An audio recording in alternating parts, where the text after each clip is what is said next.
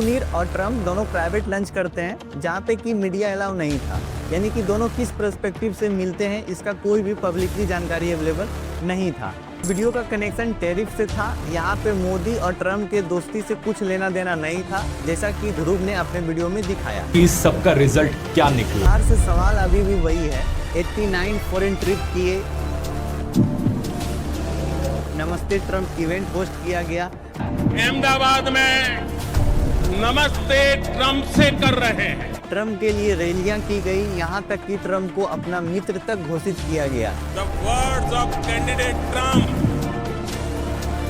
अब की बार ट्रम्प सरकार।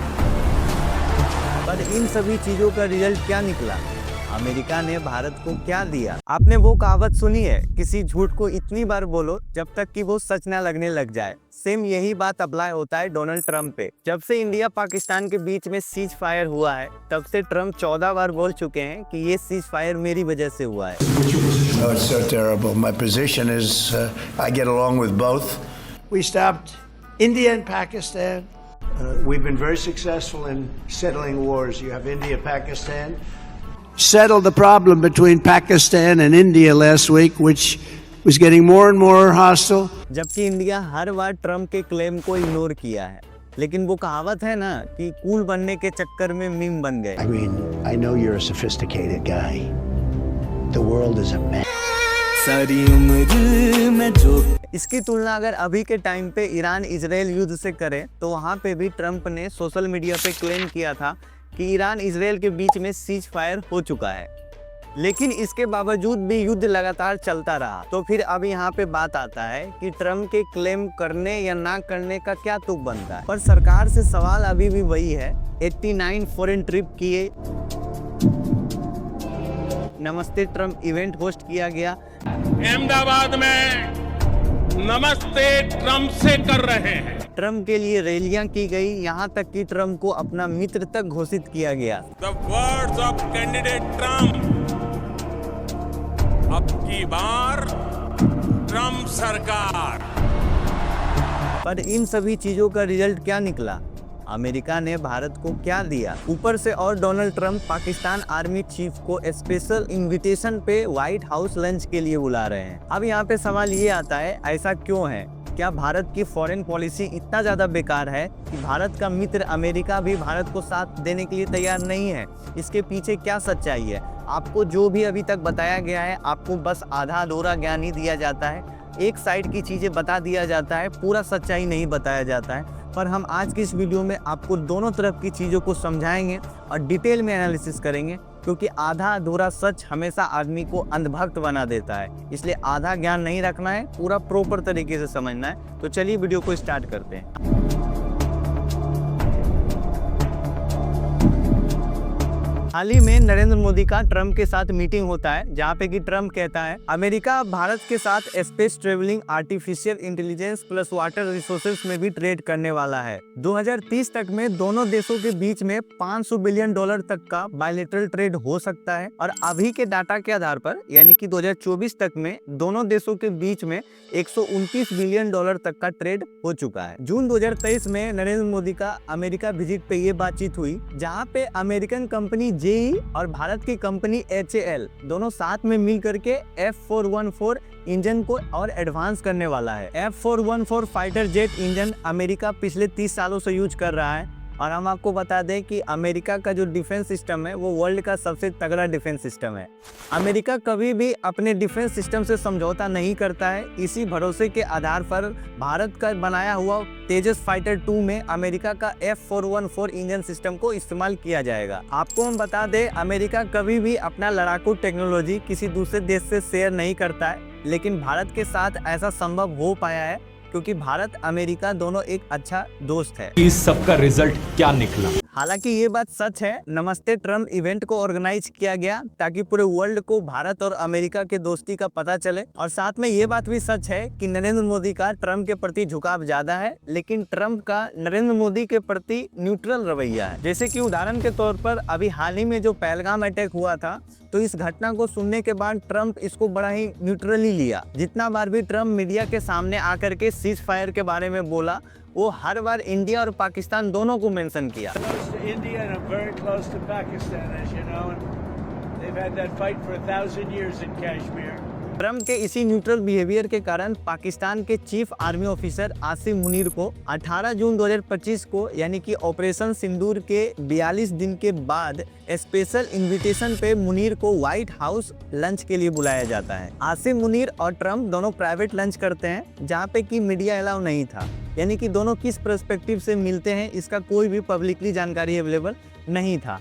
लेकिन ध्रुव अपने वीडियो में इस पॉइंट को एक अलग नैरेटिव की तरह दिखाने का कोशिश करते हैं। कुछ रिपोर्ट का कहना था मुनीर यूएसए आर्मी सेलिब्रेशन के मौके पे गया था, लेकिन ये रिपोर्ट गलत था। हालांकि एक अजीब घटना सामने आया था। मुनीर वाशिंगटन के जिस होटल में रुके हुए थे उसी के नीचे में कुछ लोग इकट्ठा होते हैं और मुनीर को गाली गलौज देने लगते हैं और यहाँ तक कि उनको पाकिस्तान का कसाई तक बुलाने लगते हैं। अगर हकीकत में देखा जाए तो अमेरिका किसी भी देश का सगा नहीं है, वो हमेशा खुद को सुपीरियर और दूसरे देशों को नीचा दिखाने की कोशिश करता है। इसको अगर हम लोग एक उदाहरण से देखें तो जनवरी 2025 में ट्रम्प ने ब्रिक्स में शामिल जितने भी देश हैं उसके ऊपर 100% टैरिफ लगाने का धमकी दिया था। ब्रिक्स में 5 देश हैं, ब्राजील, रसिया, इंडिया, चाइना, साउथ अफ्रीका और भी कई सारे देश इसमें जुड़ रहे हैं और इन सभी देशों से अमेरिका को बहुत जलन होता है क्योंकि ब्रिक्स से बाहर वाले देश अपना बिजनेस डॉलर करेंसी में करते हैं, जिस वजह से उन देशों को अमेरिका के ऊपर निर्भर रहना पड़ता है।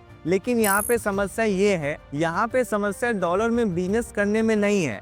समस्या तब आता है जब अमेरिका अपने दुश्मन देशों के साथ या फिर कह लो अपना डोमिनेंस दिखाने के लिए इसको एक वेपन की तरह यूज करते हैं। जैसे कि उदाहरण के तौर पर अमेरिका 2022 में ईरान को स्विफ्ट बैंकिंग टेलीकम्युनिकेशन से बाहर कर दिया था, जिस वजह से ईरान अब बाकी के अदर देशों के साथ डॉलर करेंसी में बिजनेस नहीं कर सकता था और कारण ही बहुत छोटा सा था कि ईरान परमाणु बम बना रहा था। ऐसे ही अमेरिका ने 2022 में रसिया को स्विफ्ट से बाहर कर दिया था क्योंकि अमेरिका रसिया से यूक्रेन की वजह से खफा था। इसलिए इन सभी देशों ने मिल करके एनडीबी बैंक बनाया, नेशनल डेवलपमेंट बैंक, ताकि डॉलर पे निर्भरता कम किया जा सके और ये लोग अपना खुद का करेंसी बना करके बिजनेस कर सके। इंडिया ने $2 बिलियन ब्रिक्स के एनबीडी बैंक में कंट्रीब्यूट किया है, जिसको कि 7 इंस्टॉलमेंट में पेड किया जाएगा, जिसका पहला इंस्टॉलमेंट इंडिया को 2015 में दिया गया और दूसरा इंस्टॉलमेंट $4.867 मिलियन दिया गया, जिसका use Bharat transportation, water conservation, infrastructure जैसे अन्य चीज़ों में इन्वेस्ट कर रहा है। भारत का बाकी के अदर देशों के साथ भी अच्छा रिश्ता रहा है, जैसे कि अभी हाल ही में ईरान इजराइल के युद्ध में ईरान ने भारतीय स्टूडेंट के लिए अपना हवाई अड्डा खोला था, जहां से 1000 स्टूडेंट को भारत वापस बुलाया गया था। जबकि ये बात ईरान को अच्छे से पता था, भारत इजराइल का भी दोस्त है, लेकिन ये बात जानने के बावजूद भी ईरान ने भारतीय लोगों के लिए अपना हवाई अड्डा खोला था।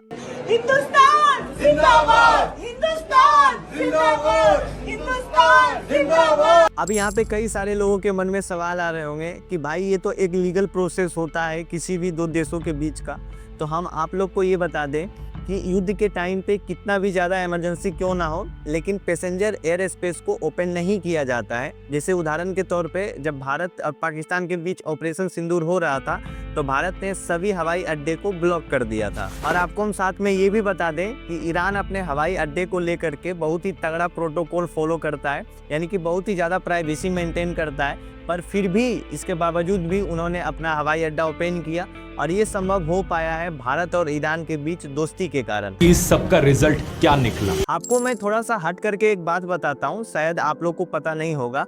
भारत एक ऐसा देश है जो कि चाबहार बंदरगाह बना रहा है, क्योंकि चाबहार पोर्ट के थ्रू भारत को अफगानिस्तान, ईरान और सेंट्रल एशिया तक का एक्सेस मिलेगा। इस पोर्ट को बनाने के साइड में इंडिया, अफगानिस्तान, ईरान तीनों का इंटरेस्ट है, ताकि ग्वादर पोर्ट का जो डोमिनेंस है उसको कम किया जा सके, क्योंकि ग्वादर पोर्ट पाकिस्तान का है जो कि चाइना के द्वारा बनाया गया है, ताकि चाइना साउथ एशिया की तरफ आकर के अपना व्यापार कर सके और अपना डोमिनेंस दिखा सके।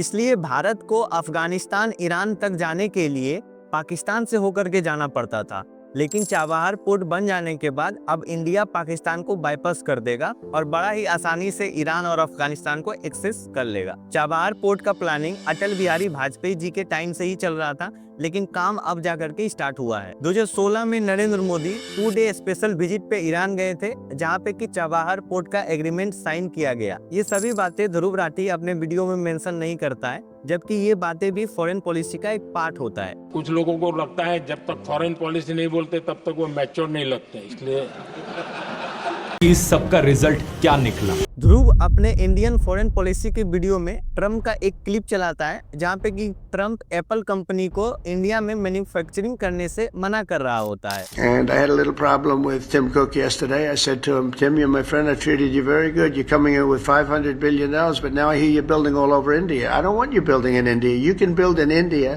ध्रुव बिना सच्चाई बगैर इसको इंडिया अमेरिका के दोस्ती से लिंक कर देता है, जबकि सच्चाई कुछ और है। वीडियो में डोनाल्ड ट्रंप टैरिफ लगाने की बात करता है जो कि आईफोन के संदर्भ में बोला गया है। इसके पीछे का सच्चाई कुछ और है। अमेरिका अपने आईफोन का 80% मैन्युफैक्चरिंग चाइना से करवाता है और बाकी के 20% अलग अलग देशों से करवाता है। लेकिन आईफोन का सेल इंडिया में ज्यादा होता है, जिस वजह से इंडियन गवर्नमेंट आईफोन के ऊपर हाई टैरिफ लगा देता है, क्योंकि जब आईफोन का प्राइस हाई रहेगा तो बाकी के जो other made in Indian phone है उसके ऊपर इफेक्ट कम पड़ेगा। इसका दूसरा तरीका ये है कि आप जो आईफोन का मैन्युफैक्चरिंग है आप इंडिया में करवाओ ताकि लोकल कंपनी को सपोर्ट मिले, तब जाकर के आपका टैरिफ को लो कर दिया जाएगा। लेकिन इंडिया में मात्र 15 से 20% ही आईफोन का मैन्युफैक्चरिंग होता है, जो कि पिछले 2 सालों से करवाया जाने लगा है, और बाकी के जो 80% है वो चाइना से ही होता है। आए दिन ट्रंप इंडिया के ऊपर टैरिफ को लेकर के एलिगेशन लगाता रहता है। उदाहरण के तौर पर 2018 में हार्ली डेविडसन मोटरसाइकिल के ऊपर ट्रंप ने इंडिया के ऊपर ये एलिगेशन लगाया था, जहां पर इंडिया उस बाइक के ऊपर 75% टैरिफ लगा रहा था,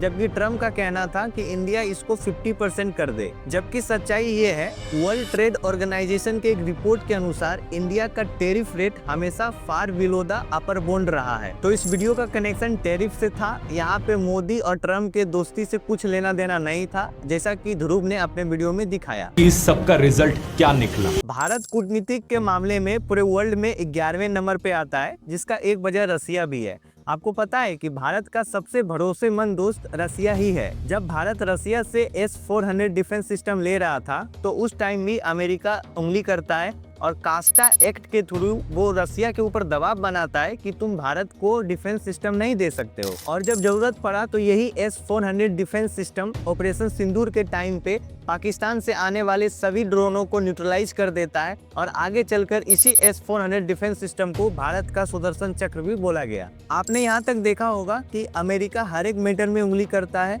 या केवल भारत के साथ ही ऐसा नहीं करता है, बाकी के अदर देशों के साथ भी ऐसा ही करता है। और जो देश अमेरिका को अपना दोस्त मानता है वो सबसे बड़ा मूर्ख है, चाहे वो भारत की बात हो रहा हो, चाहे वो पाकिस्तान का बात हो रहा हो, चाहे वो इजराइल का बात हो रहा हो। पीएम मोदी ने ट्रंप को इंडिया लाया, नमस्ते ट्रंप इवेंट होस्ट किया गया, लेकिन इस इवेंट का इंडिया के फॉरेन पॉलिसी के ऊपर उतना गहरा असर नहीं पड़ा। हाँ, अगर हम लोग इसका एक दूसरा पक्ष से देखें तो as a PM face Modi को डायरेक्ट फायदा हुआ अपने वोटरों के बीच में लोकप्रिय होने में। ट्रंप के पास लोकप्रिय होने के लिए, या फिर कह लो कि अपना डोमिनेंस दिखाने के लिए उसके पास बहुत दिमाग है, इसलिए शायद अमेरिका आज फॉरेन पॉलिसी के मामले में नंबर 1 पे है। ट्रंप अक्सर पूरे वर्ल्ड में कहीं पे भी युद्ध चल रहा होता है तो वो डेफिनेटली है कि उंगली करता है, और लास्ट में उसके बाद डोमिनेंस दिखाने के लिए वो सीज फायर का भी क्रेडिट खुद लेता है। जैसे कि उदाहरण के तौर पे ईरान और इजराइल के बीच जब युद्ध हो रहा था तो उस टाइम पे भी ट्रंप ने आकर के पब्लिकली अनाउंस किया था कि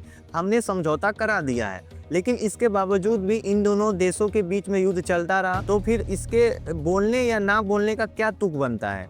फिर ऐसे ही करके जब भारत पाकिस्तान का युद्ध हुआ था तो उस टाइम पे भी ट्रंप ने आकर के ये अनाउंस किया था कि भारत पाकिस्तान के बीच भी समझौता मैंने ही करवाया है। जबकि भारत पाकिस्तान के संदर्भ में एस जयशंकर न्यूज बुक के एक इंटरव्यू में कहता है, वेंस कह रहा था पाकिस्तान भारत के ऊपर एक बड़ा हमला करने वाला है। फिर अगले बातचीत में यूएस सेक्रेटरी मार्को रूबी कहते हैं पाकिस्तान आपसे बात करने के लिए तैयार है। फिर दोपहर में Pakistan director general Kashif Abdullah direct contact करते हैं इंडियन लेफ्टिनेंट जनरल राजीव गाय से और सीज फायर के लिए रिक्वेस्ट करते हैं, और शाम तक में सीज फायर हो भी जाता है। और रहा बात भारत अमेरिका के दोस्ती का, तो हम आप लोग को पहले ही बता चुके हैं कि फॉरेन पॉलिसी पे कोई भी परमानेंट ना तो कोई दोस्त होता है और ना ही परमानेंट कोई दुश्मन होता है। जहाँ पे जिसको फायदा दिखता है वहाँ पे दोस्ती कर लेता है, जहाँ पे नुकसान दिखता है वो साइड हट जाता है। इससे पहले कि अमेरिका फिर से किसी 2 देशों के बीच में जाकर के उंगली करे और सीज फायर अनाउंस करे, उससे पहले आप अपना उंगली फेर करके हमारे चैनल को सब्सक्राइब कर लें।